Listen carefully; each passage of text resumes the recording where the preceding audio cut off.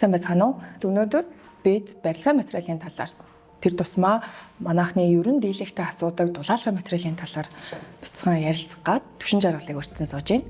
Тэрмэнд. Өдрөмд. Тэгвэл шууд гол ярианыхаас дөрөв оръё. Тэгвэл за дулаалгын материал бол одоо ялангуяа манай Монгол шиг эрсдээ суур амьсгалд бол үндсэн материалуудын нэгд орж байгаа. За тэгвэл олон төрлийн дулаалгын материал байх уу? За байшинд бол одоо жишээлбэл дээвэр, тааз, хан, за шал, фундам гэсэн ийм хэсгүүдээр дулаалга явах хэвээр. За англиад үзвэл за ихэвчлэн хан болон тааз хэсгээр кнаф эрдэс төвөн буюу базальт гэсэн дулаалгуудыг ашиглавал илүү тохиромжтой. Шалан дээр бол муу ялангуяа хөндөй шал гэж ярьдаг. Тэдэр дээр бол базальтыг ашиглаж болно. Цуталттай хэсгүүд дээр бол хөөсөн дулаалгыг ашиглавал илүү тохиромжтой үздэг. Тэгэхээр энэ олон төрлийн дулаалгын материал дотроос бүгдээрээ өөр өөрснөө гэсэн давуу талтай. Харин тэндээс зөв газраар ашиглах хэрэгтэй байх нь шүү дээ, тийм гэсэн. Хэрвээ буруу газар ашиглавал ямар үр дагавар гарах вэ? За одоо жишээлбэл тааз болон дээврийн хэсгүүд дээр яагаад эрдэс төвөнг хөвчлэн зөвлөдөг вэ гэвэл тухайн материал нь илүү хөнгөн.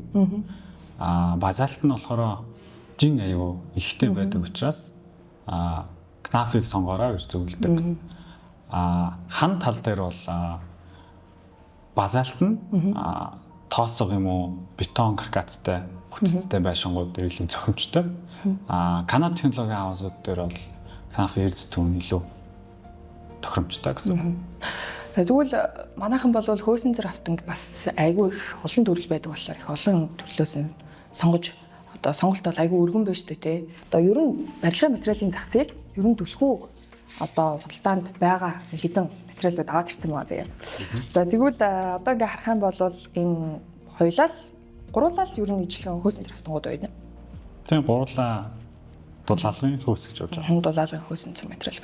Тэгээ ингээ харахаар зүгээр шууд нүдэрээ ингээ харахад энэ гурав чинь гуруулаа өөр өнгөтэй байгаа. Энэ өнгө нь одоо ямар нэг утга учир илэрхийлэх яах вэ? Өнгө бол ямар нэгэн чухал зүйл байхгүй. Зөвхөн тухайн компанийн л гаргаж байгаа брендинг аах нь шүү дээ. Өнгө бол зүгээр одоо гаднах юу аах нь. За тэгвэл бид нар хөөсөн зэр материалыг сонгохдоо юуг анхаарах хэрэгтэй? За хамгийн чухал нь бол эхлээд дулаан хадгалах. Коэффициент буюу хэр сайн дулаан хадгалах вэ гэдэг нь чухал. Хоёрт гэвэл усан тэр төсвөртэй чийг даах чадвар гэсэн үг. Манайхан ч одоо энэ дулаалгын материалыг айгүй нэгт нь хэдвэ нэгтэд нь амар ач холбогдол үүдэж. Нэгт гэж юу нь яг юу юм?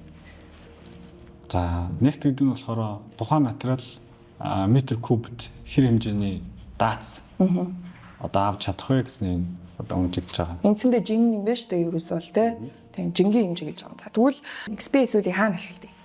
За тухайн хөөсийг бол шал, фундам болон гадна фасадн дээр ашиглаж болно. Ашиглаж болох нь тий. За даацын хувьд гэвэл зүгээр ингээд энгийн бариад үзвэл та нар өөрсдөө ингээд ялгаад харж болно. Цагаан хөөс болон бусад өнгийн хөөснүүд нь одоо хүмүүсийн ярьдгаар юм бутраад үүрээд яваад байдгүй танаа хөөсний ялгааны юу вэ те зүгээр энгийн ингээ хуруугаараа дараад үзэхэд л одоо хагарахгүй бутрахгүй илүү сайн чанартай материалаа гэдэг нь одоо ямар ч юм дээр бол харагдчихна гэж ярьж байгаа.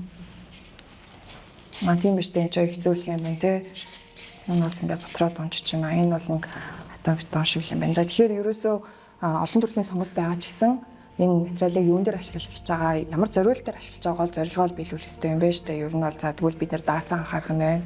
Өөрчөө юу гэлээ ус чигнээс хамгаалах хэрэгтэй байх нь те. Ер нь бол ус чигнээс яагаад хамгаалах хэрэгтэй? Суур хэсэг дээр чигтэй байдаг учраас уу? За суурин дээр болохоор мэдээж ус чиг цоолох чинь заавал орох хэрэгтэй байдаг. Тэгээд хамгийн их чиг болон мөөгөн зэрэг болон усны хит контакттай хэсгүүд дээр байрлаж байгаа учраас хөөсөн материал нь илүү одоо давуу байдаг. Усад одоо базальт юм эрдэс төвн байгаа бол. Тэгэхээр бид нар ер нь бол ус чигтэй газар бол айлтгүй ашиглаж болох нь шүү дээ, тий. За тэгээд саяны нөгөө дулаан барихын талаар бас нэг асуучмаар байна. Ер нь бол энэ чинь бид нар дулаалгын материал ярьж байгаа юм чинь дулаанаа л барих хэрэгтэй юм байна тий. За Манай Express хөөс нь болохоор 34 гэсэн дулаалгын коэффициенттэй байгаа. 0 маань 34. Тэр тооч нь их байх тусмаа сайн юм уу? Бага байх тусмаа сайн юм уу? За ер нь бол тэгрүү тэмүүлж байна гэдэг чинь л сайн байна л. Эсрүүцлийн уялтай байх нь шүү дээ. Тэр тоо бага байх тусмаа эргээд энэ дулаанаа барьж байгаа. Дулаан барихнаа л гэсэн үг. За би тэгвэл өнөөдрийн ерөөсөө манай төвшөөгийн ярианаас бол дулаалгын материалыг сонгохдоо би тэгэхэд одоо нэг дэгүүлдэг гэдэг шүү дээ тий. Одоо сонголт хийж байгаа үйлчлүүлэгч нартай зөвлөх гээд байна. За тэгэхээр бидэд дулаалгын материалыг ерөөсөө ус чигнээс хэрсэн хамгаалж байгаагаа анхаарах нь байна. За хаана ашиглах гэж байгаа бас маш сайн сонголт хийх нь байна. За мөн олон төрлийн сонголт байгаа ч гэсэн энэ материал нь яг ямар тоон үзүүлэлттэй юм гэдгийг одоо тийм мэдээлэлтэйгээ сайн хэлцэж сонголтоо хийсэн дээр юм ба шүү дээ тийм гэсэн. За манай бүтээгдэхүүн нь болохоор жил болгон аль бие усны лабораторийн гэрчлэгээ буюу одоо шаардлага хангаж байна гэсэн тийм сертификат авдаг байгаа. Гэрчлэгээнүүд дээр бүх дулаан хадгалах коэффициент чиглэн төсвөртэй гэсэн бүх үзүүлэлтүүд нь байдаг гэсэн үг. За өнөөдрийн яриагаар хэд дулаалгын материал буюу аюун өргөн хэрэглэлийн сэдвийн талаар ярилцлаа. Тэр дундаа дулаалгын материалын дунд олон сонголттой байдаг хөөсөн зэрэгтгүүдийн талаар ярилцлаа. За тэгвэл дараагийн дугаараар бид хэд манайхан байшингаа барихад хамгийн их гаргадаг түгээмэл алдаануудын талаар маш хэрэгтэй сэдвээр ярилцахдаа дараагийн дугаараар уулзцгаая. Баярлалаа. Ростор зөвхөн чанарыг